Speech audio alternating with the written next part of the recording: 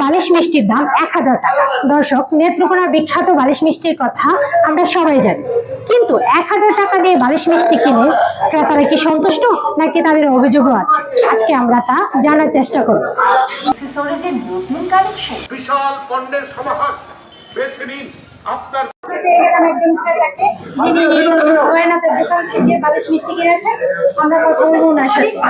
এর আগেও কি বালিশ মিষ্টি কিনেছেন? হ্যাঁ, আমি গয়নাতার বালিশ রেগুলার কাস্টমার আর কি। আচ্ছা, আপনি কত টাকা দিয়ে বালিশ মিষ্টি কিনেছেন? এনে হচ্ছে দুইটা কিনেছি আমি, হচ্ছে 300 টাকা পিস একটা বালিশ, 600 টাকা। 600 টাকা। আপনার কাছে কি মনে হয়েছে দামটা কি বেশি নাকি আপনি খুশি?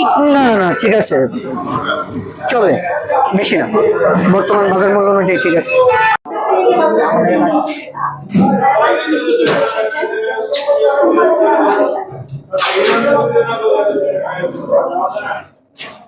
ভাইয়া, বালিশ মিষ্টি সম্পর্কে কিছু বলুন, অনুভূতি, কেন বালিশ মিষ্টি কিনতে এসেছেন এবং এর আগেও কি বালিশ মিষ্টি কেনা হয়েছে? জি, বালিশ মিষ্টির অভিজ্ঞতা আমাদের আগেও নেওয়া হয়েছে। বালিশ মিষ্টি হচ্ছে আমাদের নেত্রকোনার ঐতিহ্য। এটা শুধুমাত্র যে ঐতিহ্যের কারণে এটা আমরা কিনি এরকমটা না, এটার স্বাদ মানে আসলে অসাধারণ, এটার তুলনা হয় না। যারা এটা একবার খেয়েছে তারাই আসলে বলতে পারবে যে এটার স্বাদ কিরকম। তো আমরা কোনো বড় কোনো উপলক্ষ থাকলে বা বাসা বাড়িতে কোনো যদি বিশেষ অনুষ্ঠান থাকে, আমরা চেষ্টা করি বালিশ মিষ্টিটা রাখার জন্য, যেহেতু এটা আমাদের ঐতিহ্য এবং এটা খেতে অনেক সুস্বাদু এবং এটার কোয়ালিটিটা অনেক ভালো। তো আমরা এখন হচ্ছে ইতিপূর্বে নিয়েছি, এখন এটা নেওয়ার উদ্দেশ্য হচ্ছে আমরা একটু এক জায়গায় বেড়াতে যাচ্ছি, তো তাদেরকে হচ্ছে আমাদের নেত্রকোনার যে ঐতিহ্য, নেত্রকোনার বালিশ মিষ্টি যে স্বাদ, এটা তাদেরকেও হচ্ছে দেওয়ার জন্য। কত টাকা দিয়ে বালিশ মিষ্টি কিনেছেন? এটা 1000 টাকা। তো দামটা যদিও বা অভিযোগ বলতে দামটা যদি একটু কমানো যায় তাহলে ভালো, সর্বসাধারণের জন্য ভালো, কারণ 1000 টাকা এই ফোর্ট আসলে সবাই দিতে পারে না। তো আমরা চেষ্টা করছি, আমাদেরও একটু কষ্ট হয়, তারপর আমরা চেষ্টা করছি যেহেতু এটার কোয়ালিটিটা ভালো, সেই হিসেবে 1000 টাকাতে নিলাম। আমরা একটা নতুন আত্মীয়ের বাড়িতে যাচ্ছি, তাদের জন্য এটা আমরা উপহার হিসেবে নিচ্ছি, তাদেরকে আমরা বালিশ মিষ্টির স্বাদটা দিতে চাই।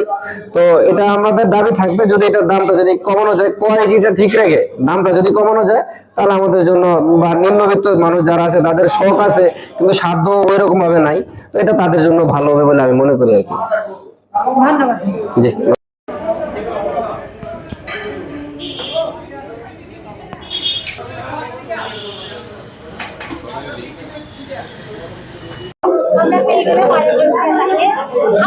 আপনি তো বালিশ মিষ্টি কিনেছেন দেখলাম, তো এতে আপনার কি অনুভূতি?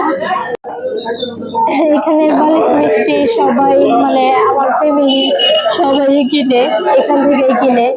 1000 টাকা বালিশ মিষ্টি মানে কোনো অভিযোগ নাই, ভালো। মানে বেশি হচ্ছে না? না না, বেশি হচ্ছে না, না বেশি হচ্ছে না। আমরা এখন চলে এসেছি কিভাবে বালিশ মিষ্টি তৈরি হয় দেখার জন্য।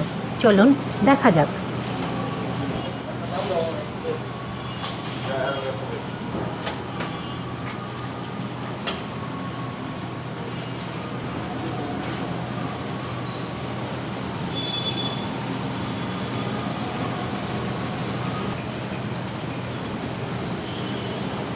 দর্শক, আমরা দেখতে পাচ্ছি যে এখানে বালিশ মিষ্টি তৈরি হচ্ছে।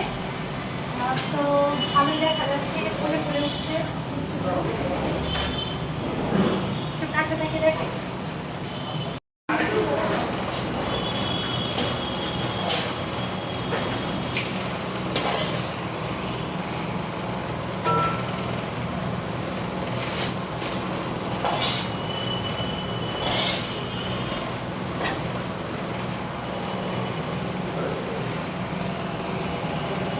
এখন আমরা কথা বলবো নেত্রকোনার ঐতিহ্যবাহী মিষ্টি বালিশ মিষ্টি তৈরির কারিগর ওনার সাথে।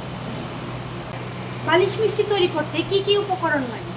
প্রথমত এটা দুধ আসে গ্রাম অঞ্চল থেকে, দেশি গাভীর দুধ, ওইটাকে আমরা ছানা তৈরি করি, ফুটায়া আগুন দিয়ে ফুটায়া, তারপর ছানা তৈরি করি, ওইটাকে ঝোলায়া চানা শুকানো করে ওইটার সাথে পরিমাণ মতো ময়দা মিক্সড করি, মিক্সড করে তারপরে দীর্ঘক্ষণ সিদ্ধ করতে হয়, অনেকক্ষণ, প্রায় ঘন্টা 2 ঘন্টা সিদ্ধ করতে হয়।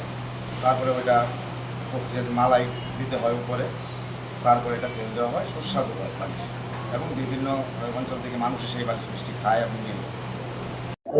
দর্শক, বালিশ মিষ্টির টেস্ট উপভোগ করার জন্য আমিও বালিশ মিষ্টি নিয়েছি, তবে আমি ছোট বালিশ মিষ্টি নিয়েছি এতটুকু পরিমাণের।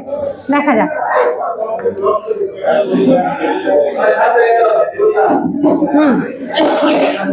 টেস্টটা ভালোই খেতে। দর্শক, এখন আমরা কথা বলবো ঐতিহ্যবাহী বালিশ মিষ্টি তৈরির দোকানের একজন মালিকের সাথে। জি, আমরা পেয়ে গেলাম খোকন মোদককে। যে আপনার কাছে জানতে চাই বালিশ মিষ্টির ঐতিহ্য সম্পর্কে, এর ইতিহাসটা জানতে চাই। বালিশ মিষ্টি নেত্রকোনার ঐতিহ্য বালিশ মিষ্টি, আর বালিশ মিষ্টি সস্তায় এই গোয়নাথ মিষ্টান্ন ভান্ডার। শত বছরের আদি এই গোয়নাথ মিষ্টান্ন ভান্ডার সর্বপ্রথম বালিশ মিষ্টি তৈরি করে এবং দীর্ঘদিন এই বালিশ মিষ্টি তৈরি করছে এবং তৃতীয় প্রজন্ম চলছে।